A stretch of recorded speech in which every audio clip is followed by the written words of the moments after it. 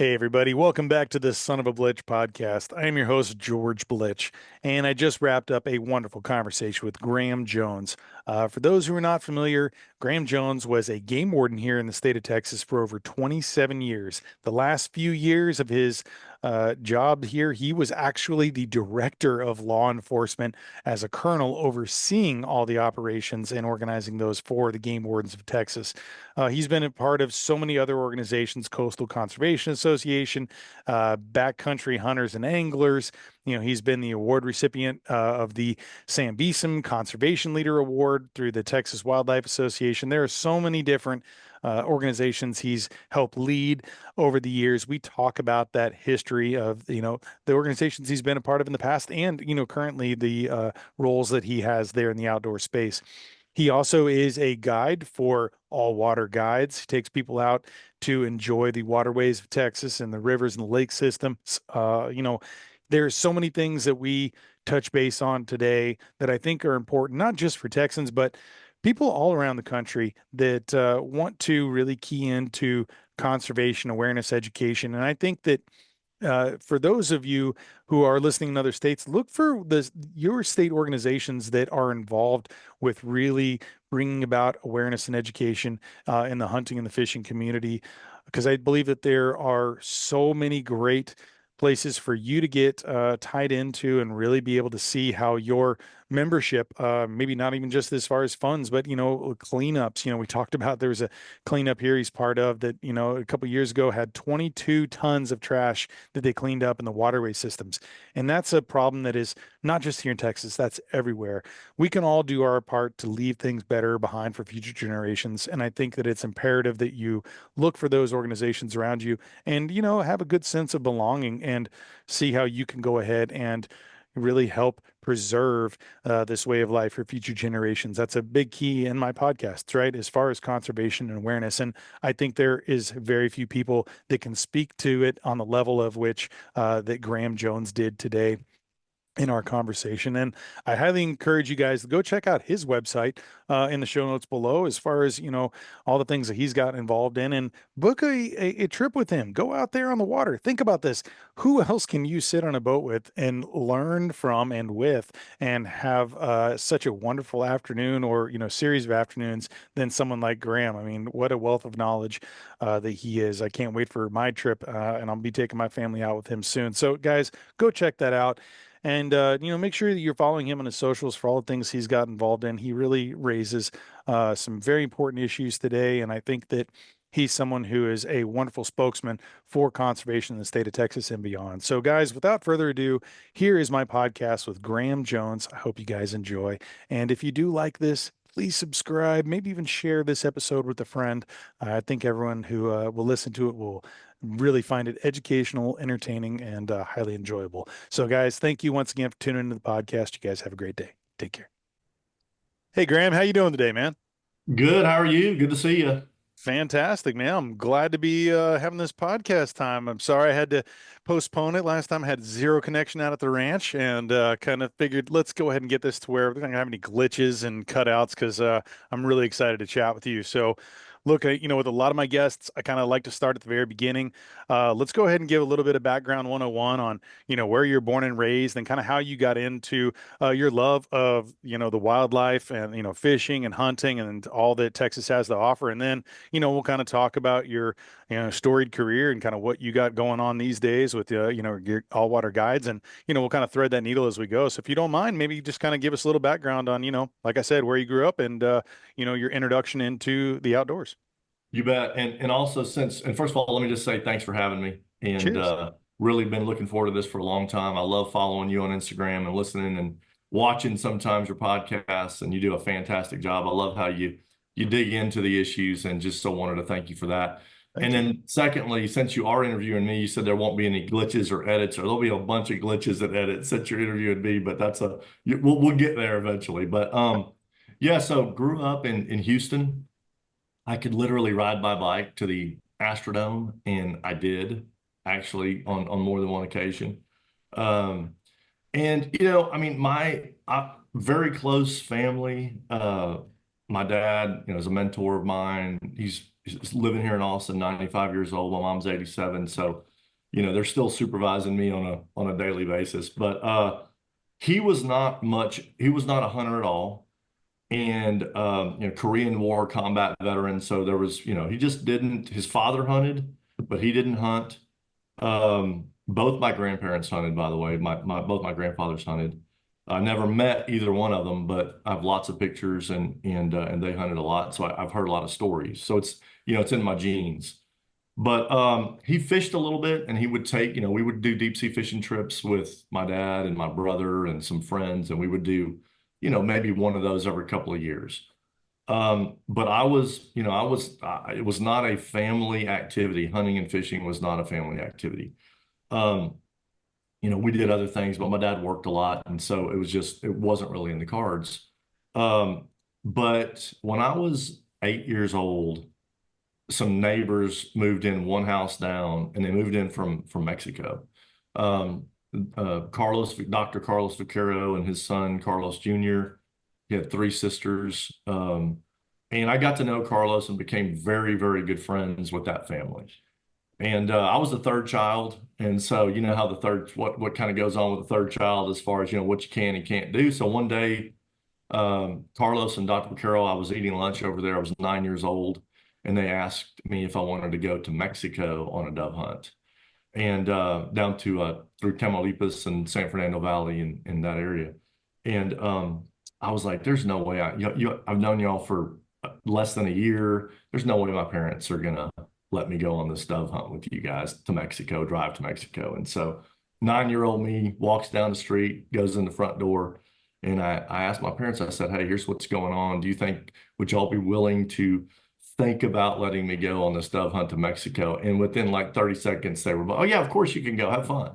So third child again. But yeah, that really, when I look back on a singular moment, that right there in sort of the preparation for that trip still today, dove season's coming up on Sunday and a few days from now. And the preparation for the journey, the preparation for the hunt has always meant a lot to me. And to kind of fast forward, we went dove hunting to Mexico sometimes twice a year, every year for the next 16 years. When we were old enough to drive ourselves, we would drive into Mexico and go fishing and camp at La Pesca and Soto La Marina, on the beaches at the passes a couple times a year. And so, that's what really, if I had to nail it down, that introduction through a neighbor into hunting and fishing is really what set the fire. And I mean, I can remember, driving back and kind of towards the end, when I was 13, 14, 15 years old, talking about with them about my wanting to be a game warden. So they're inherently tied. And then I had a group of friends in Houston. Carlos, obviously, Joseph, Bear, Barkley Ridge, others that we hunted, Joe McCoy. We hunted. That's what we did. I mean, our spring breaks were sort of scheduled around fishing. We duck hunted, we dove hunted, we deer hunted, just every opportunity. And we were lucky enough, I think then, and we can talk about this later, then it was sort of easier. The access piece of it was easier. Yeah. You had friends or maybe a relative. In some cases, you could ask to go hunting somewhere and you could do it. And although that's still maybe there's an element of that, I don't think we're anywhere, close to what it was in our, late 70s and early 80s. Well, even like, I mean, I know that you got your first deer around your 14th, Yeah. birthday area. Like, Mhm. that's, and just to throw a date, like, that's early 80s there too. And I think Right. since Yeah. then, we've had at least double our population. That was probably That's right. 15, 16 million then. I mean, and we're That's over right. that. That's So right. that alone is, I think, one hurdle. And then Yes. the idea of people who have, obviously a big private land state like we have here in Texas, 95, 98%, kind of Sure. depends on where you look at it, but the data, but some people are a little more closed off, and certain areas that used to be able to knock on the door and go in, that may be more of a challenge these days than it used to be. So I know exactly what you're talking about coming from that era in hunting. Yeah. You bet. Yeah. I mean, we would go down and hunt. this side of Angleton, we'd go down, drive down the old 288 south Hmm. of Houston and go hunting in that area. We hunted in Fulshear. We hunted out, close in Katy. In all three of those places that we hunted then are all either, subdivisions or business parks today. All three of them and I don't mean to be doom and gloom, No, it's but just I what it mean is. things, it changes and evolves, and so it is, it is very different. Well, I remember growing up in Houston myself, and there was an era of time where I knew people had the shotguns in the back of the trucks, and they would Oh yeah, go and do some bird hunting out in right. Katy, which is now basically West Houston. I mean, it's Yes, I'm out there, I see it every yes. day, and it's those areas of access are much more few and far between. And some areas in Katy, there's nothing that used to be there 30 years ago. So that's a big change in the landscape. And I want to talk about that kind of idea of like what we need to conserve and stuff, and we'll kind Sure, of get to that too. sure. Yep. You mentioned earlier on you found it at this drive and this interest Mhm. at around 13, 14 years old, like you were saying Yeah, you were talking about wanting to be a sure. game warden. Obviously, you spent a 27-year long career there.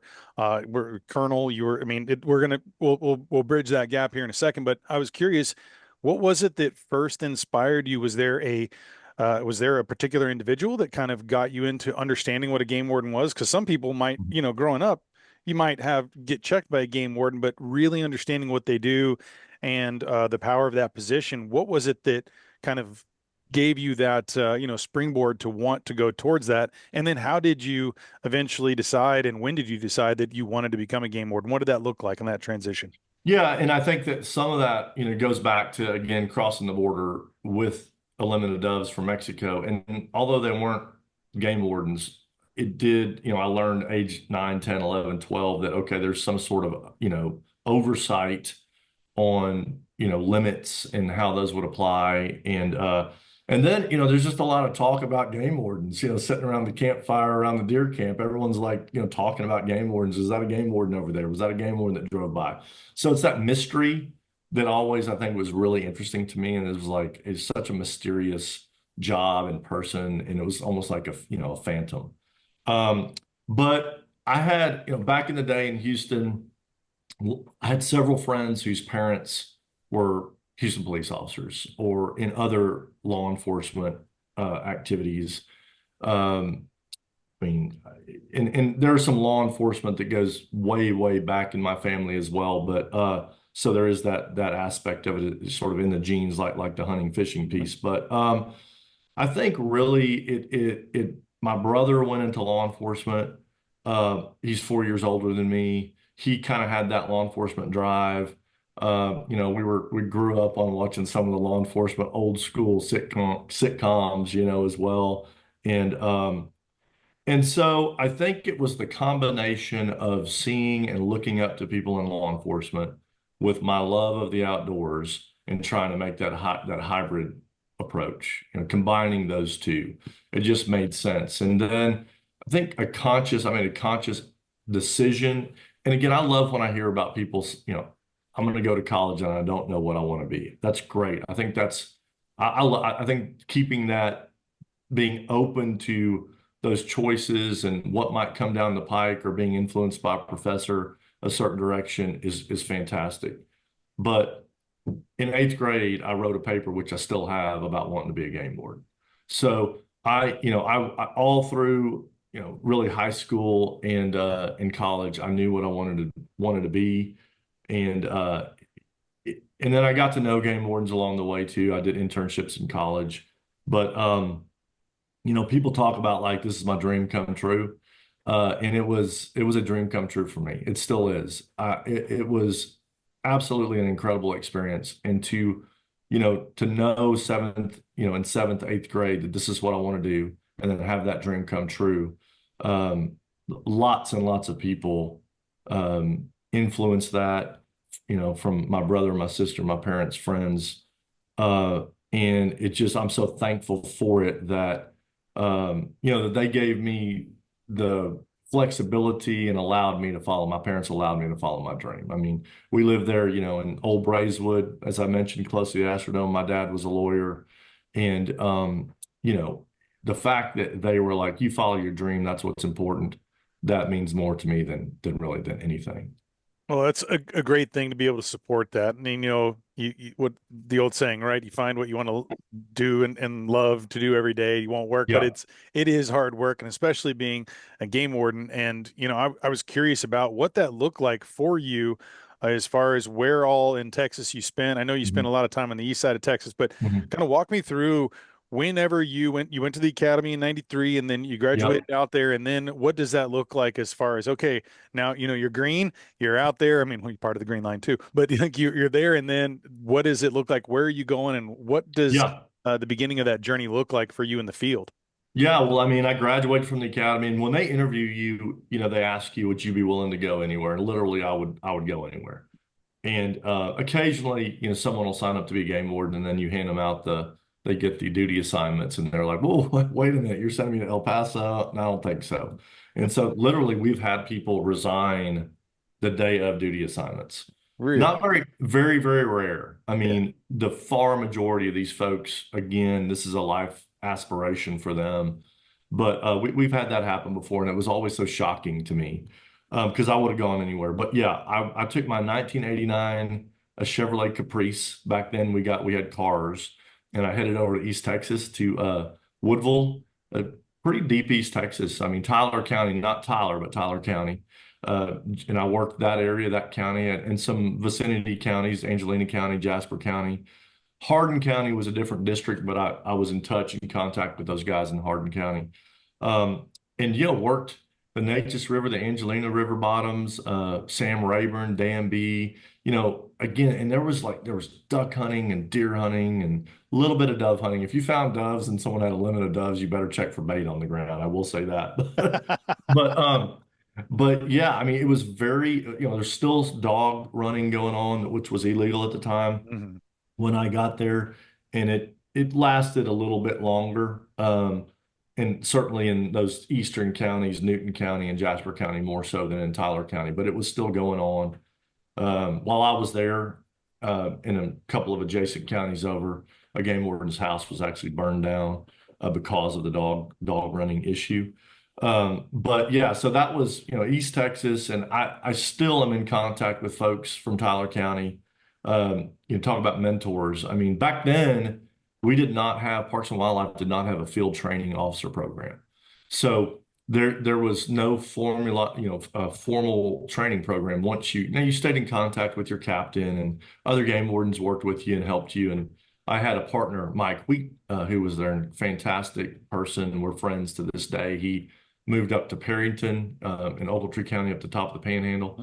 But after a couple of years, but fantastic. I mean, he helped me. Luke McMahon, other game wardens helped me extensively. But there was no formalized formal FTO program. So, you rode with DPS, you rode with sheriff's office deputies, and they really helped socialize you into that law enforcement. Today, there's a more formal process that's a very good thing. But yeah, I mean, it was Deep East Texas, and I loved every minute of it. And you look back on it and you think, when were you, when did you have the most fun? And that's when you had the most fun. And it was just, it'd be like October or pre-deer season, the first little norther pushes through. You get in your car and you think to yourself, where do I want to go? Do I want to go get on the river? Do I want to pull a boat? Do I want to go sit up on a hill and look for night hunters? And it was just that sort of freedom that I think is in very few jobs in law enforcement, even today.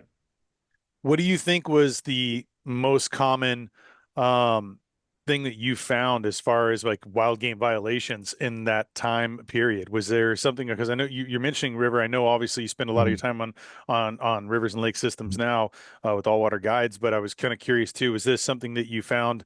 And were you kind of patrolling all over? Or did you kind of have a specification where you were kind of doing more land-based hunting, or was it fishing, or was it a combination for you? And is that something that whenever you become a game warden, is there kind of a trajectory now that kind of people do one or the other more so, or is it all encompassing as far as what you're seeing?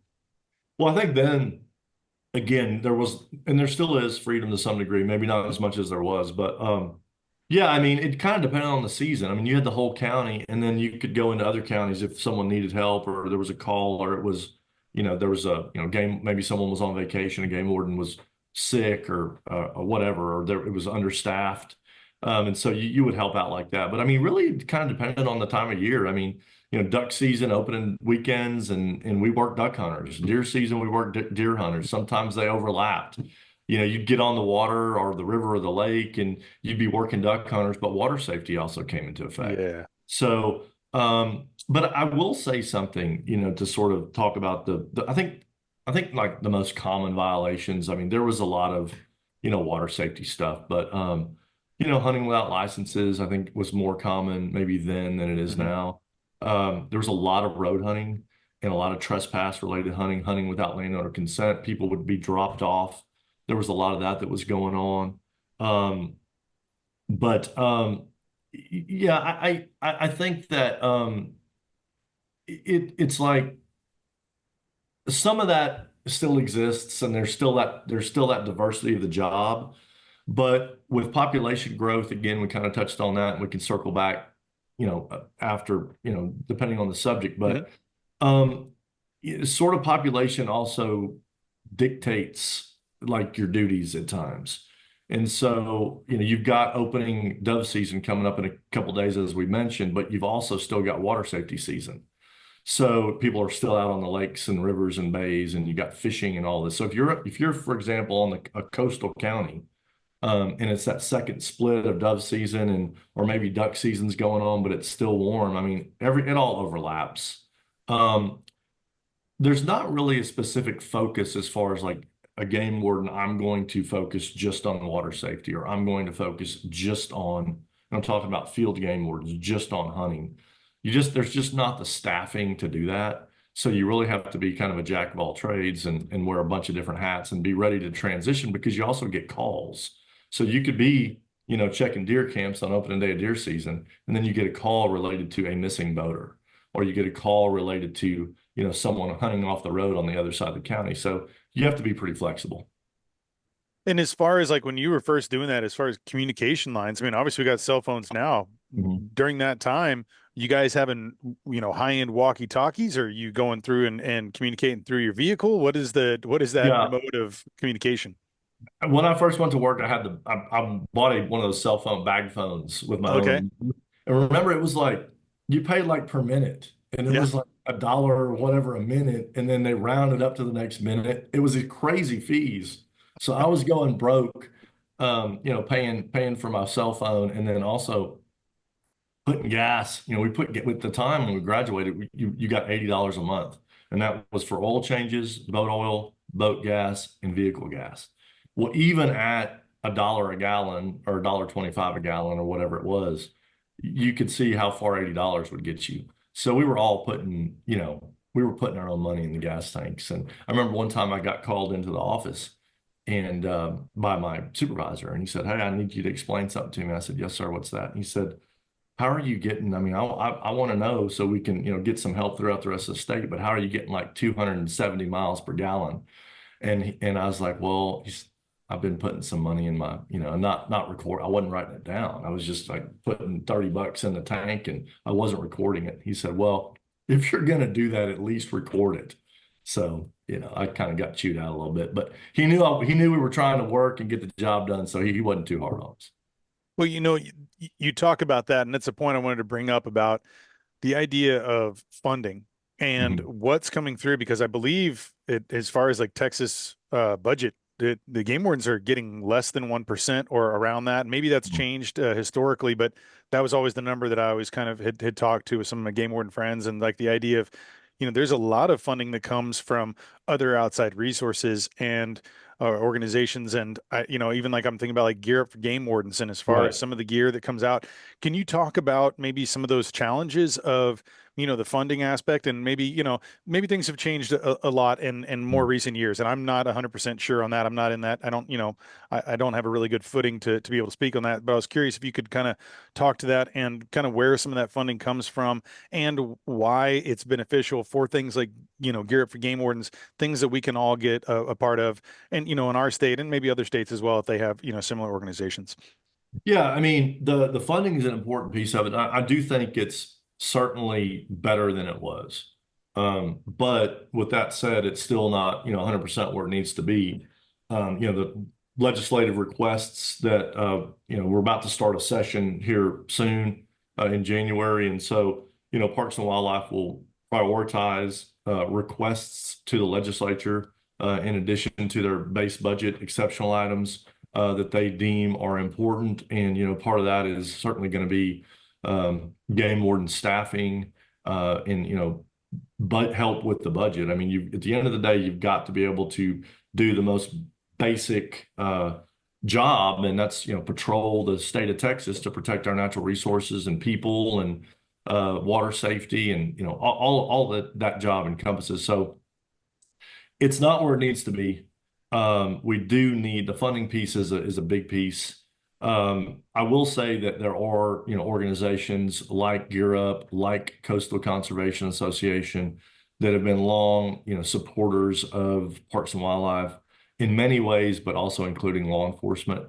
It would be hard to accomplish our mission without that outside support, which I personally think it should all be funded through the state budget. I think that it should all be funded. It's important. And we can get to this of why conservation and why it all matters, even to non-hunters, non-anglers, non-boaters, but it's hugely important. And I think with the population growth, it's going to be even more important. I think conservation matters now more than it ever has before. And that's tied directly to, budgetary constraints. What can you do with what you have? And the other piece of it is that I'm super proud of is that, Parks and Wildlife, not just game wardens, biologists, technicians, admin staff, you name it. They and a lot of other state agencies, I'm sure do it too, in federal agencies, but I've seen it. They make it work. And so, game wardens are going to make it work. And so you give them $80 a month for gas, or you give them $350 a month for gas. They're going to make it work. And so a lot of times the folks that control the purse strings don't pick up on that because it works. And so it's like, at what level, are those folks having to sacrifice, or is the agency having to sacrifice to get the job done? And it just, is a testament to how hard and dedicated people at Texas Parks and Wildlife are. Well, you mentioned like the legislative, sessions coming up and different funding requests and things. It sounds like you still have your finger on the pulse, and I know you're still involved with a lot of different, organizations and agencies that are involved in trying to make sure that we have the best for our state and our state resources and for our Yes. population. If you could maybe, touch to that a little bit, because obviously I know you've worn a lot of hats, and so, there's, and the bio is very long of all the different, groups you've worked with. You've done so much with so many organizations, and I was just kind of curious, when you left your career in 2020 and you retired from, your 27-year career as a game warden, what kind of work aside from your guiding, as far Mhm. as organizations, where you really felt, called to be a part of, and maybe, why those organizations are important to you. So if you can maybe go along that, and so I'd love to Sure. thread that needle as far as, Yeah. conservation and the importance. So if you can kind of, Yeah. go through that I'd love to hear that. Of course. And also, I do my day gig is I work for the 100 Club of Central Texas, which is a nonprofit organization, and it supports first responders and their families. Very important, near and dear to my heart. So it's allows me to be, connected on a daily basis to first responders, of which game wardens are a part of. So there's that piece. Hmm. But really, to me, the organizational aspect of it, as far as conservation organizations and associations, groups, whatever, really goes back to CCA, at the time GCCA. Um, Before I could drive, my mom or dad or brother was dropping me off at the West Houston GCCA meeting, because I was, on the board. I'm sure they were all like, "Who is this kid, and why is he in here?" And we're all drinking beer, and he can't even have a beer. Not, I mean, they would have like a beer during the Right, meeting. right, It right, wasn't right. like, Yeah. but it's like, this kid, what's going on here? So, kind of that to me, I mean, that built the foundation. And so CCA is extremely important to me. It always has been. And then ultimately, I ended up somehow on the state board for a short period of time before I went to work for Texas Parks and Wildlife. Yeah, but I think that it's so important for folks to find their sort of organizational conservation organization calling and where they feel comfortable with, whether it's one or two or three or whatever it is. I mean, we've got all these roads and paths to conservation. Um, and it used to be good enough, and I've talked about this before, but it used to be good enough to, buy your hunting and fishing license, and that money goes to, fund conservation in various ways and duck stamps. I mean, maybe the biggest conservation success story ever was the federal duck stamp, but we could do a separate podcast on that of how many Right. millions of acres that's Yeah. protected by hunters. But it's like, what is the path? Is the path CCA? Is the path Flatsworthy, Wild Turkey Federation, Texas Wildlife Association, Texas Foundation for Conservation, Backcountry Hunters and Anglers? Or is it a couple of those? And while all of those kind of have their lane, they intermingle, they cross paths, they cross pollinate too. And so now it's not just enough, in my opinion, for us to go buy our hunting licenses, fishing licenses. We have to get involved, if only to send in money, because money funds advocacy, and membership numbers matter. And when the legislature or the federal government is looking at what agency or organization someone who's, providing testimony represents, a lot of times they're going to look at that membership, look and see how much money they got in the bank, look and see if there's a PAC related. And it's just the reality. It's the reality of how a lot of times it works. And so those nonprofit dollars that support conservation, the effort of Parks and Wildlife or U.S. Fish and Wildlife Service, huge. I cannot say how important that is.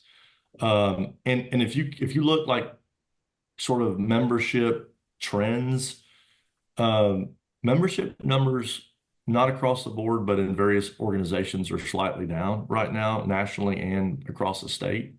We're seeing that, not huge decreases, like 1 to 5% maybe.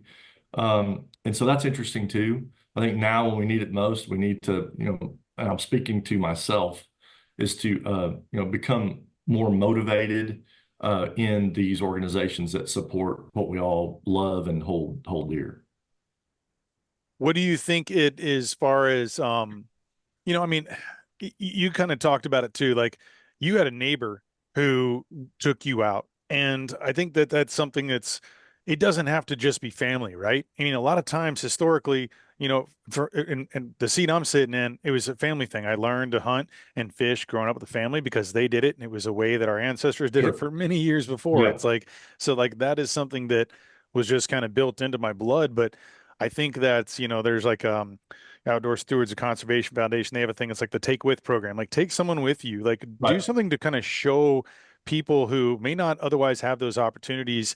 I know, like my buddy Doug Dern sharing the land. There's things where it's like landowners who need help. Well, there's land access seekers who they can work together and have. There's a lot of programs that I see, but I think it also is important for us individually as people who have very strong connections and desires to see this left better for those 7 generations down the line, to do some other things. And it sounds like one that, you're talking about too is the dollar. I think another one is, being able to show someone what we appreciate as outdoorsmen and women. And, I kind of wanted to thread that through, like your work now with, as all water guides, and you're taking people out and fishing. And Mhm. what do you see firsthand from experiences where some of these people may be going out on a river or lake system for the first time? Maybe it's the first time fishing, or first time to really get a guide service to wait. They can better understand what it is they're looking for, where to cast, or, what time of year, or what, time Right. of day, or where to go. What Mhm. what are some of those experiences that you're seeing maybe from the first timer's perspective? And what do you feel like is, an important thing for us to be able to continue that thread of getting new people out in the outdoors? Because I feel like once you kind of get that, then that click of wanting to pursue this more and be more involved, and being more involved in the conservational aspects seems to be kind of an easy, roll through. So I just wanted to have you kind of address that, and what that's like from your perspective of seeing that, firsthand on many occasions. Yeah. I mean, well, and I have seen it, and I love that piece of it because you're living vicariously through those people on your boat. And, to have someone, and Alvin, Dito's talked about it before. So like when someone catches their first fish, it's like he's catching his first fish again. And, I've seen people catch their first fish on lots of occasions, both at Parks and Wildlife and now guiding for all water guides. But I've also, I've seen the mother with the son. Um, you know, that's when someone shows up and it's like, hey, this is John's birthday present is to go fishing. I mean, that's sort of a big responsibility. And it's not necessarily about the success of numbers, but it's more of, of understanding that the weight of that. It's like this is a gift that you're taking this person fishing. And so it's to try to make that experience as as positive as you can. And there's been times where, I'll pick up on maybe an introduction with someone over an email or a phone call and trying to fit, we'll do a little logistical call before the trip. And they can, they're saying, well, I'm going to bring my 10-year-old son or my 10-year-old daughter, and they've never fly fished before. Well, I'm gonna stick a spinning rod in that boat. Because, if they've never fished, I mean, do we want to do a fly fishing lesson or do we want to get out there and put our hand, so there's that, and there's a time and place for both those things. But I think that anything I can do to sort of take that pressure off the angler, it like transcends into a more enjoyable time. And so it's really important. And I think too, it opens the door. People will come out and they'll say, "Hey, do you mind if I mark these spots?" I'm like, "Absolutely not. Mark the spots." I'm thinking about buying a boat. What do you recommend? Well, this is what I would do based upon what you want to do. And so we'll go through that. There are no secrets, and I'll come out and come fishing and bring your kids. I mean, you don't have to have me, right? I'd love to take you fishing, but my goal is to sort of, some folks they want a guided trip. They don't want to own a boat. They don't want to mess with all that. The happiest day is when you buy a boat, when you sell a boat, right? We've Right. all done that. And boat acronym, bust out another 1,000. We hear all that. But there's also people that do want to learn about sort of boat ownership, where to go, all these things, and I love those trips too. Sometimes we'll bring a map out and we'll talk about, this is why we're fishing here. This is why we're fishing on this point.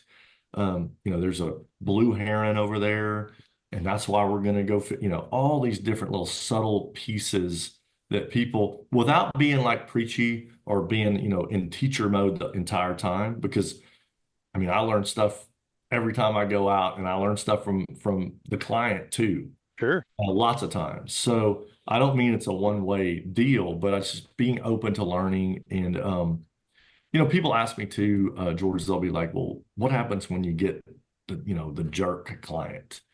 And to be honest with you, I have never had that happen. Um, Folks that we take fishing, that have fished with me, I can't think of one client that I would not want to fish with again.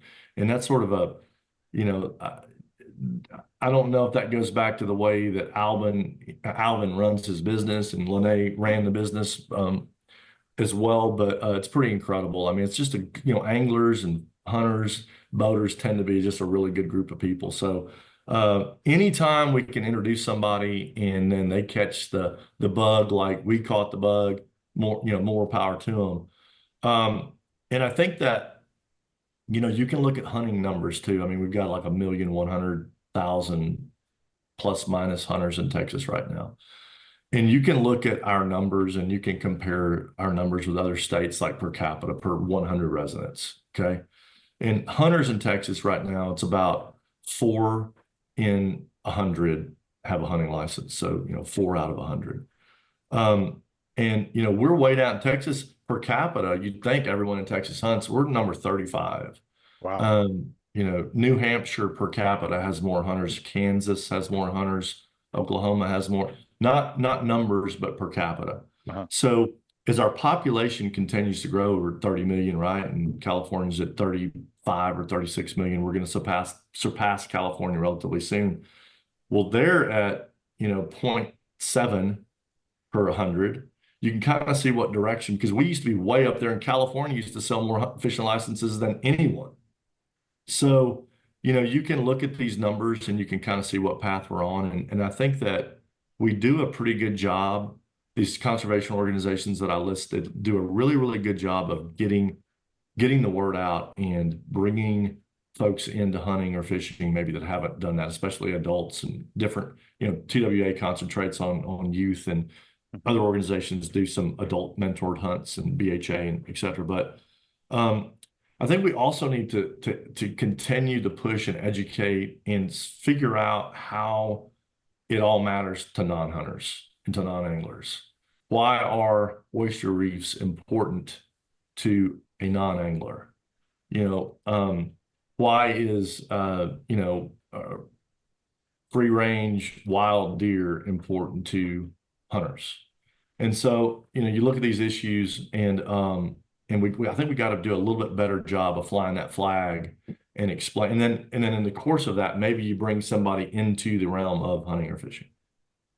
Well, let's dive into that a little bit. What do you think are some of those things that are so important, then how they affect the non-hunter residents? And I do want to jump into also the idea of like how people can get involved if they are Sure. non-hunters and want to get into that or fish, because there's a lot of programs we talked about it.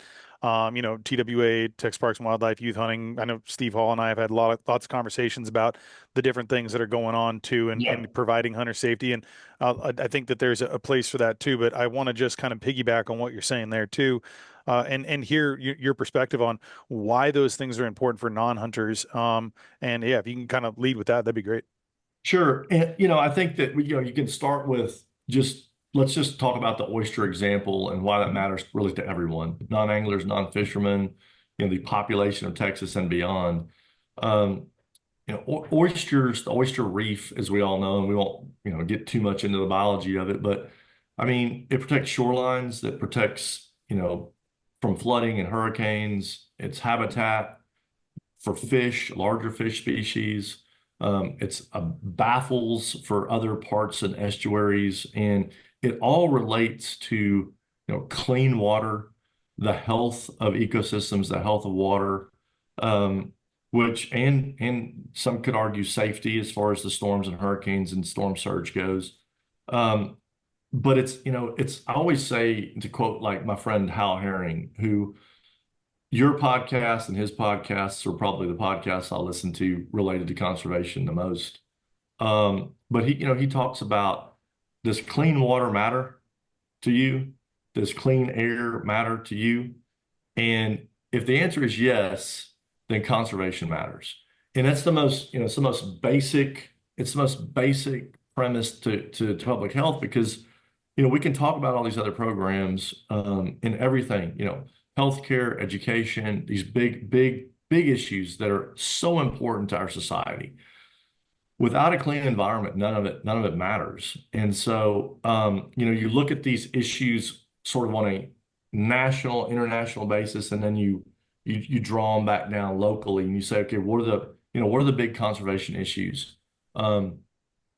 You take an issue like, for example, let's just look at, and the listeners can do their own research on Formosa. I'm not going to say that, Formosa is good or bad, but I can say that certainly, it's the largest settlement in the history of the world filed by an individual on the Clean Water Act as far as payout was by Formosa. And, that can be researched. But the Lavaca River is a free flowing river. And right now, there's a permitting process to dam and hold up a portion of that water for Formosa, for the Formosa plant, and a lot of water, and which then goes into our bay systems. And so it's a complicated issue. There's a lot to it, but why on earth would we reward, a company has the largest, Clean Water Act settlement in history? I don't know.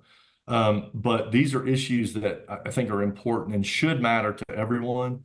Anglers are kind of leading the charge on that. CCA is leading the charge on that. Other individuals and organizations are trying to bring that up, but it should be it should be first and foremost on everyone's mind because it's important. And so it's kind of making that, crossing that into mainstream, day-to-day life of why that matters, because that affects the health of the bay, that affects the reefs, that again goes back to to public safety and public health. So it's just trying to connect those dots.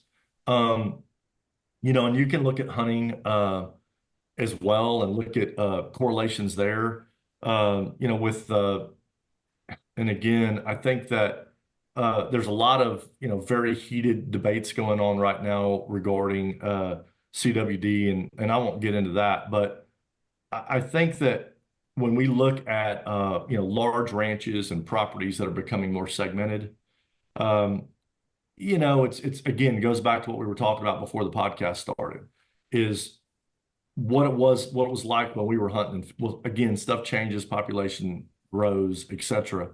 But what used to be 5,000 acres is now 15 ranches out 1431, and then half of those have been put into subdivisions. So it's just sort of thinking more strategically on how we can you know, sort of curb growth in certain areas that are important. And then it relates also to water conservation as well. I mean, more straws, population growth, increased temperatures, more straws is sort of the perfect storm. Maybe less rainfall, although we had a little bit today. I mean, Lake Travis is about 50 feet low. It's the sort of the new norm. And you look at all the development around Lake Travis. So it's maybe just being a little bit smarter about our water management too. And I think that also, I mean, does everyone have to have St. Augustine grass? I have St. Augustine grass in my front yard, so I'm not trying to be preachy, but I'm just thinking, should we rethink some of what we're doing and try to mainstream some of these topics? No, it's a very good point. I mean, water rights are huge. I work in, the water industry for my day job.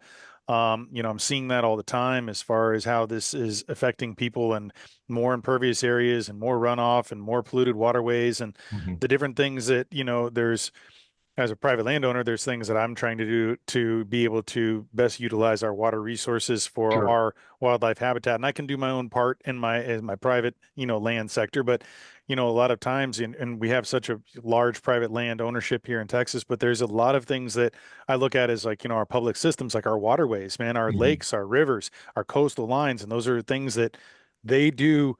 It's very important that we are all collectively thinking about that on a larger scale. Even if you're just a hunter and you don't fish, like you have to understand that everything is connected here. It's like the whole there's a term. Remember a Lakota wisdom keeper that I used to work with. He's like Mataku Yeo Yasin. We are all related. Everything is Mhm. anything that we are all part of this same system. And I think in a time where we see a lot of things you mentioned, some of the potential devastations and the numbers and the new norm of having 50 feet below. I mean, it's Mhm. it's crazy. There's lakes and systems, river systems that are completely dry that I knew growing up. I mean, even in Carrizo Springs and, where my family kind of, comes from on, my mom's side in that area, my grandmother, when she was, younger, she's swimming in these beautiful, clear springs. There's none of those there anymore. And just imagine what happens in one person's lifetime, yet alone what will happen if we don't make steps now. And I don't know if it's like the red alarm that's going off. Everyone's like, it's the important time right now. You got to do this now or you won't have Right. anything. But we have to protect what we have now in order for future generations to Yeah, enjoy them. and that's the thing. I mean, one of my senseis is David K. Langford. The TWA office is named in his honor. Hmm.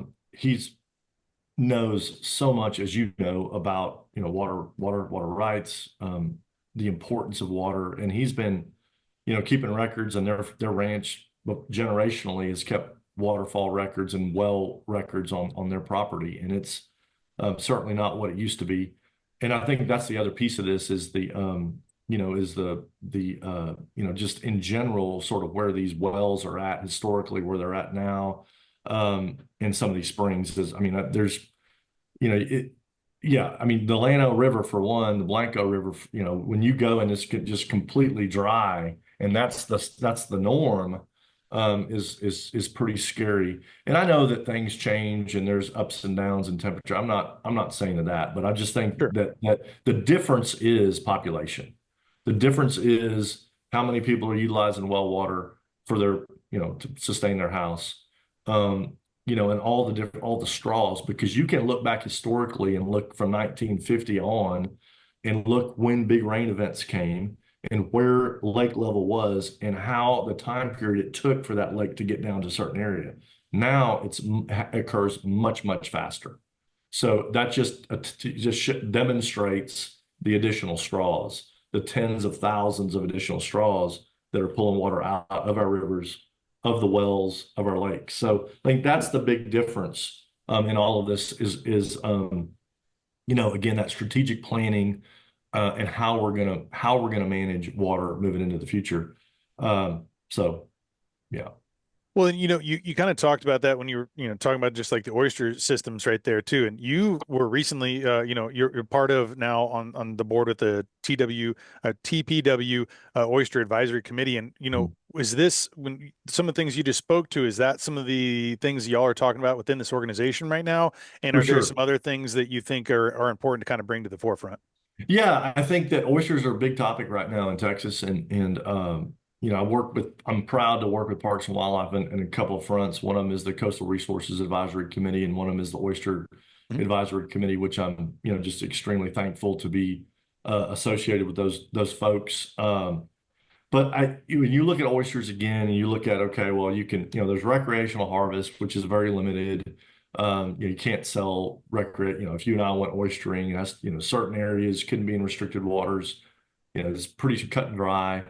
And not very many people go out and recreationally harvest oysters. But really pretty much, it's leases. So you got the private leases that, they own the lease. They don't own the water or the ground, but they own the right to harvest that particular area. And if you're not the leaseholder, you can't harvest there. And then there's our public oyster reef systems, that are given numbers and throughout the different bays systems. So the third way is oyster farming, which is fairly new to Texas and has, really been around only a couple of years now, but it's growing and it's growing pretty quickly. I think there's 8 or 9 more in process and as far as in the process of being permitted, in addition to what's already been permitted. So I think it's not to get a little bit off topic there, but I think that as far as what the committee is going to talk about is, you know, ways to compromise for I don't mean compromise like values or compromise conservation, but to find ways that we can look at this sort of again a multifaceted approach to where there's going to be a portion from leases, there's going to be a portion from public reefs, there's going to be a portion from also from farms, oyster farming, and figuring out where all this ends up, and looking at other states that have been doing the farming for a long time, or states that have rebounded their oyster population that have gone to rock bottom. Uh, and then made their way back up, and you look at some of those around Chesapeake Bay and areas like that. But yeah, I mean it's the oyster reefs, as I mentioned, affect everything in the bay system. So, if we have a reef that 100 years ago, was 8 feet tall and was the size of 6 football fields, and now it's the size of 2 football fields and it's 1 foot tall, well, we're heading the wrong way. So we've got to figure out the answer. And the commercial oyster industry is important industry. There's people that have been working for generations and they work hard and they're good people. Okay. But we've got to look at ways to ensure that they stay in business and we don't destroy our resources in the process. So it's finding that ground that works for everybody, but most importantly works for the environment, works for conservation and for the oyster, the mighty oyster. Nice.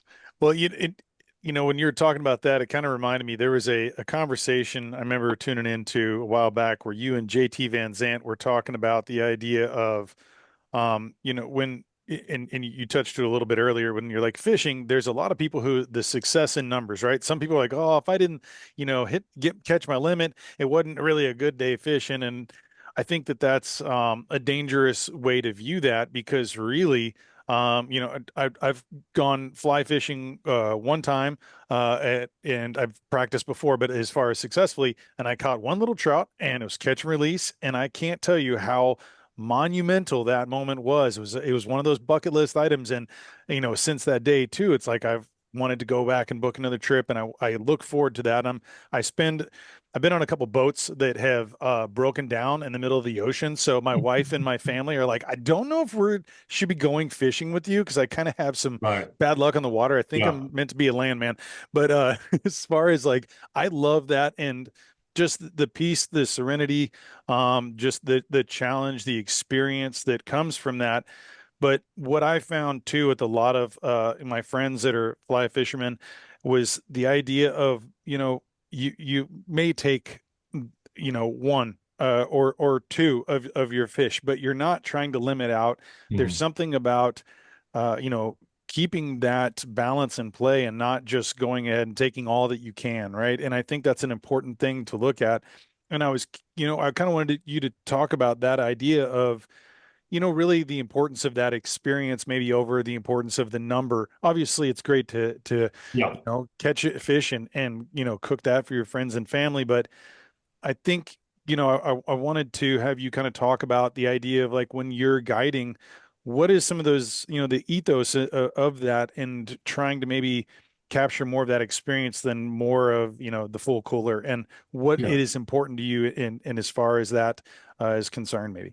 Sure. Yeah. And a couple things on that. I mean, Tom McGuane in one of his essays back, I think it's 71, wrote about, and I won't give you the entire synopsis, but basically drew the connection of, gathering, hunting, catching something and consuming that is inherent to sort of being a human. It's important to being a human. It keeps you connected, right? Um, and so, gardening does that. You could do that through fishing. You could do that through hunting. So I'm certainly not opposed to keeping, a fish or two, or even occasionally, depending on the fish species, keeping a limit of fish. But it's certainly not why I go fishing, and it's certainly not what got me into fishing or hunting. And so we went up to Colorado a couple of weeks ago, and we met a couple that was there, and we were overlapping. We kind of planned a couple of days of overlap, and so Keith Langford and I went fishing with another friend who was a retired game warden, Jeff Gillen Waters. We went up into the Williams Creek up above Pagosa, and I mean, in the middle of nowhere, we never saw another angler, and everyone caught a couple of small brook trout on dry flies. And we didn't catch a gazillion. I think I caught two, and Keith caught two, and Jeff caught one or two. But, it was just that moment and the beauty of being in the moment and the friendship. And even though, we were kind of we were jumping ahead of each other. Someone would fish 100 yards and then someone would jump up. So there were times where you didn't even see your buddy. And all of a sudden, I heard around the corner, I heard like, yeehaw, woohoo. So I just put my rod down and literally ran back and saw Keith, and he's got hold on this fish, and he was like, literally, he said his quote was, this is like the day of the year. And so in that moment with that brook trout that's like 6 inches long, and it's just the totality of the circumstances and the beauty that sort of overcomes you. And I've seen that time and time again. I was on Lake Decker yesterday morning, and kind of some clouds were rolling in, and the fish had been schooling. The black bass had been coming up a little bit, but they hadn't been staying up long. They come up and then they go down, like group of 15, 20, 25 fish, chasing shad. And it's so visual because you're seeing you'll see kind of the nervous water, and then you'll see a shad pop up, a couple of shad, then you'll see one fish hit, and all of a sudden it's like boiling water. And the Josh Shepard, who was fishing with me, he hadn't seen that before. He's fished a lot and he's been around a lot, but he hadn't specifically seen black bass schooling like that. And he ended up catching one, and so I was like, that's pretty cool. Um, so the accomplishment in the moment of the day, it's like, did you did you learn something about your cast, or did you learn something about a specific fly, or did you see, the blue heron, or did you see the a giant alligator gar, or whatever it is? It's like just understanding and being open to that. I joke around and I say that fly fishing is like the yoga of fishing. Um, but I think in some ways it kind of is, because it's not, and I don't exclusively fly fish. I mean, I fly fish a lot, but I go down sometimes to Potter Island Seashore, or I'll go fishing with a buddy and I'll pick up a bass rod. I'm fine with that. But I do love to fly fish, and there is something different about it. I think everyone always says, well, the biggest difference is your fly lines, casting the fly, and in regular fishing, your lures casting your line. To me, and that's all true, I think the biggest difference is when you set the hook on a fish, you are holding the line and you are physically, you are setting that hook. With a bait cast or a spinning rod, you're just, pulling back on the rod, right? So you're in contact with that fish with your hand on the line. That to me, and you talk about the soul and the fishing, and or the ethos, or however you want to put it, that to me is you're connected to that fish, and it's very different. And it's like sometimes you miss them or you set your rod wrong, whatever you do, and that's part of it. Yesterday morning, I missed like I don't normally fish when I'm with a client, but this was not Josh. We were friend fishing, Right. and so I was fishing a little bit. I missed like three fish, but it's just part of it. And the fish, the bass comes up, and you see it all, and you get all excited. I still get excited. I mean, when those fish come up on top, and I see that school 100 yards off, I get so excited I can barely talk, and I'm like, everyone, put your work, race off to try to get to them.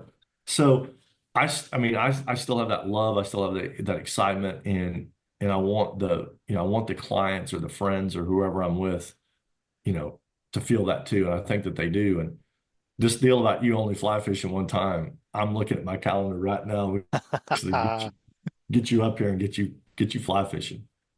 We were over on the Taylor River near the Gunnison, and it was one of the most amazing experiences. My wife got one as well. We were there with my friends Matt and his wife Elaine, and everyone I think got one that day, and it was just absolutely one of the most profound times on the water that I've had. I've had some amazing experiences with wildlife throughout the country in my travels, and from hunting, or doing photography or videography, but catching that and just being there and seeing it, and it was one of those things. I was like, that it's a moment that will ever forever be Mhm. ingrained in my mind, as and because there was a lot of challenges Mhm. before that Right. finally successful moment, and it was kind of that aha, like, okay, I get it, I understand this. And this idea too, where a couple of my friends, what do you mean you couldn't keep it? I'm like, no, when you got a guide there, there's certain circumstances, right? If you're on your own, you can go ahead and keep one, but the goal wasn't for me to do that. I mean, I'd love to go ahead and catch the fish that, or eat the fish that I catch. I like being able Mhm. to know Sure. where my food comes from, but You bet. there was something more profound about that experience, and leaving that experience behind. Because if we're always in a consumptive mindset, Mhm. whether it's fishing or whether it's, wild game on land, and we just take, take, take, take, take, by you taking, you're not leaving that experience for someone else, and you have to be mindful about that. I think it's an approach that is very important for our conservation, and the more Oh, people we can bring into this, and have them get that experience, is paramount. I think that's something that having those types of experiences really, I think, inside our own systems, is something that connects you to that, will make you want to conserve that. And I think that's it, that whole idea of bringing someone with, and, having yeah. take these experiences. We've talked about it, a minute ago too. There's youth hunting programs. There's adult hunting programs. If you want to Mhm. get into this, or in fishing, if you want to get into, there are state sponsored organizations, that are all throughout here, and other states too. For people who are listening elsewhere, look in to see, because there are organizations that are out there that can help, guide you, You and bet. get you into the You bet. outdoors. And And there's other outlets too. I mean, you think you look at the example, look at the Loco Trash Bash or mhm, some of the cleanups that are going on, like the Colorado River cleanup Lene Dedeaux, ran forever, and yeah. now Alvin's taken over. That, there'll be a couple of hundred people that come to that. And I have seen where, a family will come out, like the family unit, the kids and the mom and the dad are there and they're picking up trash along the river, and it helps build that connection. And all of a sudden you sidebar with them and they're like, well, have you ever fished? And then it segues into something else. And before you know it, they've got a couple of kayaks and they're on the lower Colorado River themselves, or they go to the Llano or San Saba or whatever. And when there's water and they fish. And so it's like, there's a lot of different ways to get those roads that we were talking about and those paths to get into these, hunting, fishing, camping, boating, birding, hiking, whatever. There's doors. We just have to, figure out sometimes where those doors are to open up. And the groups that we're talking about that you mentioned are doors. Well, and you mentioned too, like the idea of like that trash cleanup. Because I remember there was I think maybe it was might have been a fly fishing group that you had done a speech with, and you were talking about just the idea of how much cleanup. I believe in one of those, there was like 22 tons of Yes. trash that was picked up. And Mhm. that, if you can imagine that, folks, like how much trash is in our waterway systems, and obviously how that affects so much of our amazing species that are through there, and how much it is important that we pick up the trash. I mean, I mentioned them before just because I'm friends with Jim Kirkarudo and like Outdoor Stewardess Conservation Foundation. They'll send you out these bags, and he has a big initiative. It's like pick Oh up your yeah. trophy trash, and so Yes. they'll send you these bags out, and you take them with you, whether you're hunting, whether you're fishing, hiking, whatever it is. I think it's important for us to go ahead and clean up these environments and be the steward examples, because when people see you do that, they're going to get inspired to do it. They're going to be like, oh, what are you doing? Well, I'm picking up trash. Well, it's not my trash, but it's someone else's trash. And if like, I think that collectively maybe that mindset is something that can hopefully expand to other people around you. And we need to do things to clean up our waterways.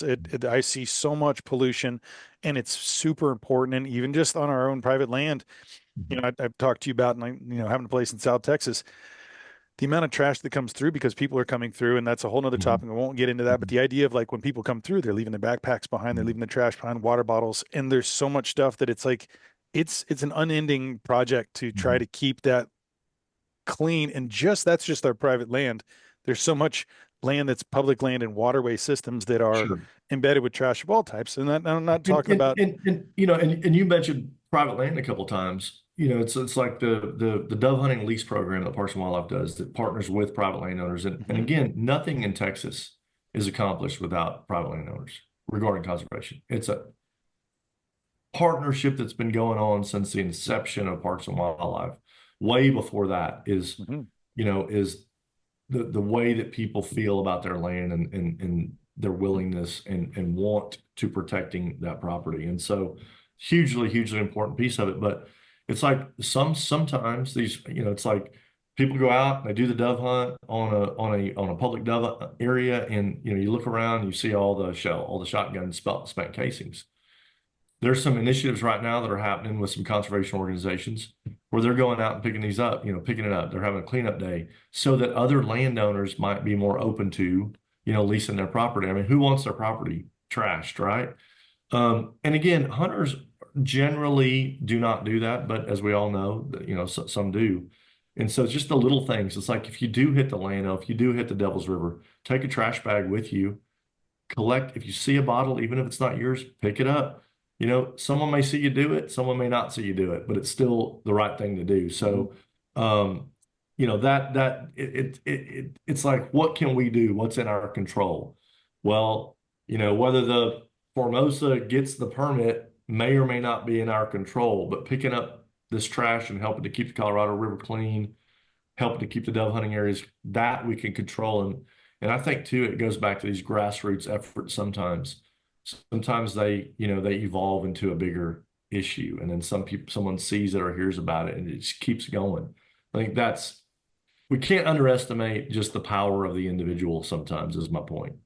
No, very good point. Before we sign off, and I want to have a second podcast with you where we can kind of cover some other things we talked about because there's so much rich conversation that we can have.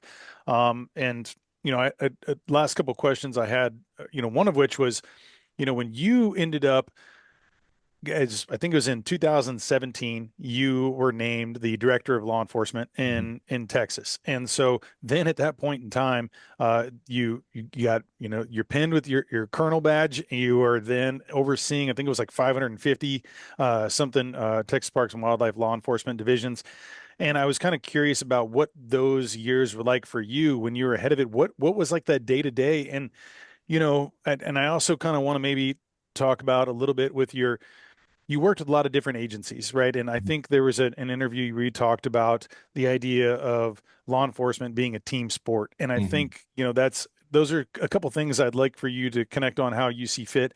But I was wondering about that. What that was like for you to then be bestowed upon that honor and what those, what that meant for you, what it was like for you on a day to day and kind of after, a long career of being a game warden, what it was like to be the colonel and be the head of things as far as Texas Game Warden is concerned. Sure. And great. I love talking about that and the team sport aspect of it. I think, and I'll answer your question, but I think that conservation is a team sport too, right? Mm, And good point. so, there are all these organizations and they all have, there's room. It's like there's room for everyone is my point. And so again, back to whatever path you choose, we want you in the conservation realm, whatever it is. But back to your question, first of all, it was, I mentioned early on how becoming a game warden was a dream come true for me. And, when that badge was when my wife pinned the badge on my chest at the ceremony, um, I mean, it was, I can't even use the word dream. I have to say surreal Yeah, because it was. I mean, it was surreal. My daughters were there and friends were there. And, yeah, it was a big deal. It was a big deal for me. And just the opportunity to work with the men and the women directly in the law enforcement division, the hardest working people that I have ever met in my life. Um, and then the other divisions within Parks and Wildlife, you know, the other agencies and organizations, obviously. But I got to that position not because of myself. I got to that position because of other people and who I surrounded myself with and who helped me during my career. And I don't want to read the list, but because it's so long, and I don't want to accidentally leave somebody off. But I can tell you that I just learned early on, regardless if we're what the issue is, and this was how I was socialized into law enforcement, and obviously my parents and how I was raised, and I'm so far from perfect, it's not even funny. Deeply flawed. I make mistakes every day, but it's you got to be positive. You got to wake up in the morning and be. You're gonna have bad days. We all have bad days. I sure. have bad days. So it's not. I don't mean like every single second you got to be jumping up and down, jump roping and smiling, right? But overwhelmingly, you need to be positive. On an average day, you need to be positive. And it's okay to think critically. And I was, sort of raised to think critically. Why are we doing this to get to there? What's going on? Ask the questions. Don't be afraid of the questions. Don't be, if you ask a question, I'm going to answer it. But it's not okay to be a cynic. And I have a friend who says he's a cynic, but he's not a cynic, and he knows who he is. I hope he's listening because he says he's a cynic, but he's not because he loves people so much and he's always laughing and smiling. But he always says, "Oh, I'm a cynic." Well, no, you're not. So it's not okay to be a cynic. It's okay to be a critic and to think about things and to, have this dialogue and critical thinking is important. And when I say critic, I don't mean like nitpick somebody. I'm talking about critical thought. Hmm. Um, but yeah, I mean, and that was something as colonel that again, there were far better colonels than I, and there will be better colonels than I. But I always tried to just be as open as I could and think through processes. We looked at a lot of processes and we worked through a lot of conflict. And I say we, not I, because it was, senior staff and executive director, Carter Smith and other senior staff and folks over at conservation organizations. Again, I lean on CCA a lot, and then other organizations at the time that we were working with law enforcement agencies and people, a lot of times don't understand, especially in these rural areas, the game warden's office is at the sheriff's office. Okay, it's a little cubicle or a little office or a little desk there. Um, Sometimes in the larger counties, you don't have that as much as you do in the rural counties, but I would venture to say probably 80% of game wardens' offices are at local sheriff's departments. And so right then you're learning real quick how important that relationship is. Um, I talked about using my own credit card and filling my tank of gas.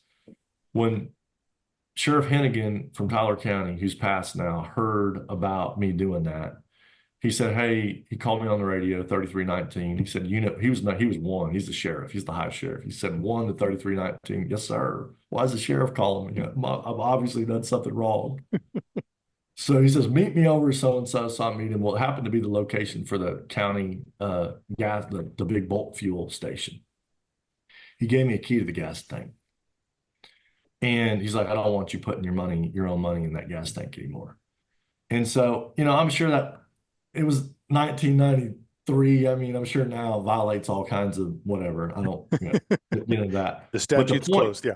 but the point is that it's about relationships, and that's a very basic example, but it keeps going, and whether you're talking about relationship with Parks and Wildlife as a whole with the Cattle Raisers Association, Mhm. or as a whole with TWA, or as a whole with another state law enforcement agency, or a federal U.S. Fish and Wildlife Service, or a river authority.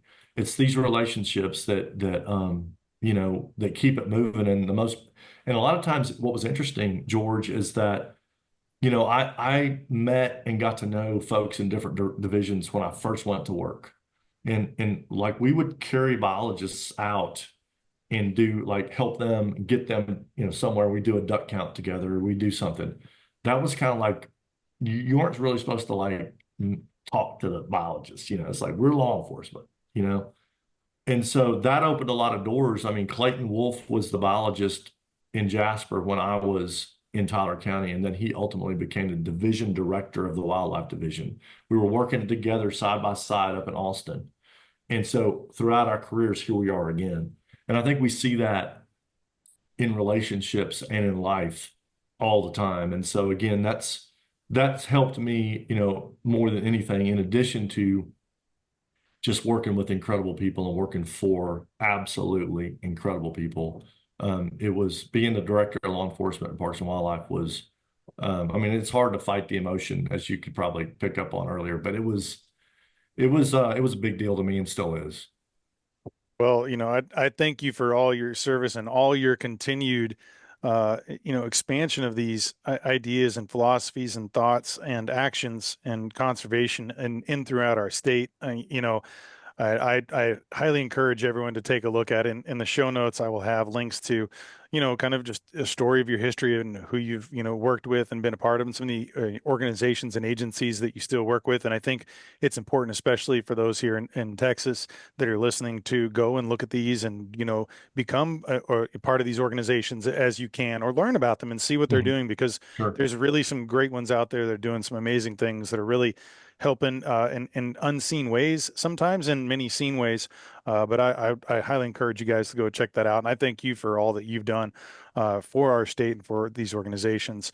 Along those lines too, I was kind of curious, what it is that you think about your own, professional and personal legacy. Is this something that you kind of think about as far as the impacts that you've had and that you continue to have and that you want to have? Are those things, in the forefront of your thought and how you kind of address your day to day, whether it's, your work that you've done already with Texas Parks and Wildlife, as far as, being, a game warden for all these years, and then also with all water guides and guiding people and, through your own guiding services. And, I'll have you, leave some links and things here in a minute on that as far as where people can follow you and get involved and, book a trip with you. But I was curious really about your idea of legacy. Is that something that, you think about? And if so, how is it that you approach that? Well, let me first say that you were thanking me for all this, and I want to thank you because you are a storyteller. Um, Podcasts on paper, video, whatever the media is, you are a storyteller, and you've hands on done conservation efforts and work, but without a storyteller, without someone who is bringing these issues and bringing us to the forefront and you're an educator. People are going to be like, well, I watched this podcast and I feel dumber now than I did because I was on it. But you're an educator. And I want to seriously tell you, how much I mentioned my Colorado trip, and we listened to several of your podcasts on the way up there, and the whole family was listening to them. And then it would, start conservation and light a spark about something or talk about another issue or whatever it is. So just thank you for what you do. Seriously. Oh, thank you. As far as my legacy, I got to be honest, it's not about me. I don't really think about my legacy. I just, I think about the future. And I think that the legacy is going to be our kids, your kids, the kids of listeners. It's like, again, the doom and gloom stuff when we talk about population growth and the lake being low and all these negatives. And then we think about our kids and we think about, oh my gosh, they're so much smarter and they're like more engaged than we were, and they're doing these things and they're bringing this to the forefront and they're talking to their friends about these issues. So I'm just super proud. I have hope. My friend River Horse Nagadate, I really want to put you guys together. If you haven't already talked to River Horse, but he'll check me every once in a while, and he'll bring me back in. He'll lasso and he'll like pull me back in, and he'll be like, Graham, you're kind of going down a little bit of a negative road on the doom and gloom conservation stuff. And so he's like, you gotta remind people to be hopeful and that there is hope, because if there's not, then what are we doing this for? Why are we doing this if there's no hope? And so I think that all again, it's not about me. There's no legacy other than having hope in this next generation and knowing that we're not done yet. I don't mean like we're hanging it up, Right, You're right, right, young, right. you're younger than me, but still. But we're not hanging up. We're not done yet. But just being hopeful of the future and the future in conservation, and knowing that there's a whole nother generation that's coming and that cares and that's going to be so engaged. It's going to make us look like, we didn't know what we were doing. Well, I mean, well said, man. I think that approaches this idea too of like our roles then as we get, older, as you have these experience to be able to mentor people. And I think that is a very, very important thing that if you have, there was a lady I met many, many years ago, who talked about this idea of being a conduit, not a catcher's mitt. If you Mhm. have wonderful things that you're learning, you don't just catch it and hold on to it yourself. You have to be a conduit. You have to be able to explode that out to other people and share that. And I think personally, that's kind of where I feel like I'm in like Mhm. my hunting world now. It's like I would rather see a new hunter, whether it's a child, whether it's an adult, be Yeah. able to experience that whatever that is, that first day in the field, that first time of seeing that deer, the first time of harvesting something and cooking your own meals for your friends and family, whatever that is, it's so much more important to me than having my own personal experience and, Mhm. filling a freezer. While I love to do that, don't get me wrong, I love to eat wild game. We have, mutual friends like Jesse who have Sure. amazing, cookbooks so you can follow along the way, and it's a great journey. But being able to help bring up that next generation and to keep that hope alive and that Mhm. string of, amazing experiences going is very important. So I echo that. For anyone who would love to book a trip with you and be able to experience, whether it's through your own, Grahame Jones, out adventures, and I'll have links down below for that, or through all water guides, what is the best way for them to follow you, and also your socials too, for people to kind of see what you're involved in and what it is that you're helping to put out there in the world? Where are some places people can follow you in this journey? Yeah, so if you do want to get out there and do a little fly fishing or fish however you want to, you can book a trip through All Water Guides and social media, Instagram, big presence on Instagram. Alvin does a fantastic job with that, and I'm Grahame L. Jones on Instagram too. So you can get on there and follow me and as well, and um, um, about 90% fishing related, but there might be some obscure post that gets on there from time to time. But I enjoy social media. Everyone's kind of anti-social media, but I enjoy it. I think it's a good way to connect with people too, and it's a good way to stay informed. I think too on issues relating to conservation. So I think if we use it for the right purposes, and also, I mean, it's a great way for us to stay connected as well. I mean, it's I go to your page to go to your latest podcast is the easiest way for me to do it. But yeah, I mean, book a trip all water guides, but I'd love for you to get on there and look me up as well, and we can share things on social media for sure. That's great. And then what is your own personal website? It's grahamejones.com. Yeah. Yeah. Cool. Well, I'll have all the links below for everyone to check out. And all the organizations that we talked about today. We want to highlight all those. Definitely, everyone, please, look at the show notes, check out these links, go to them, see how you can get involved and how we can continue, this goal of great conservation and hope alive for future generations in Texas and the whole country. Grahame, thank you so much for joining me today. I look forward to having you back on again, and I look forward to getting on the water with you, man. Let's go do some fly fishing together, huh? Hey, George, I appreciate it. Good talking to you. Really enjoyed it. And I can't believe an hour already went by. But like I said, I'm at your service. Let's go fishing. And just again, thanks for everything you do. Thank you as well, sir. We'll be in touch soon. You have a good afternoon. See you. Take care. Take care.